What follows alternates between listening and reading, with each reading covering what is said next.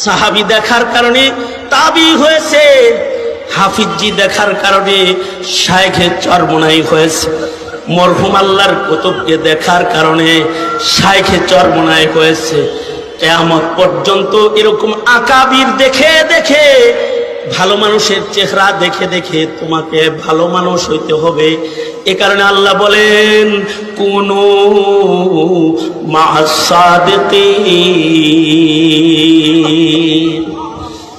আর এই ভালো মানুষদের ভেতরেই সাহাবীদের কিছু সিফাত পাওয়া যাবে।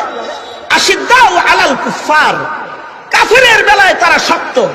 এ কারণে ফাইজুল করিম মামুনুল হক, এদেশের উলামা হযরত বাবু নগরী আহমদ শফি, শেখুল হাদিস আমিনী ও ফজলুল করিম পর্যন্ত কেউ বাতিলের সাথে এক যারা আপোষ করে নাই, এক যারা আপোষ করে নাই।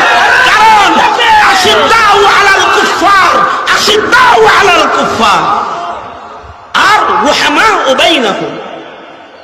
আর ইবাদত কি?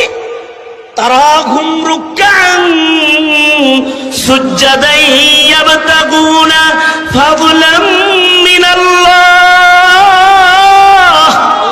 তারাহুম রুকআন সুজদান ইয়াবতাগুনা ফাদলাম মিনাল্লাহি ওয়া রিদওয়ানা।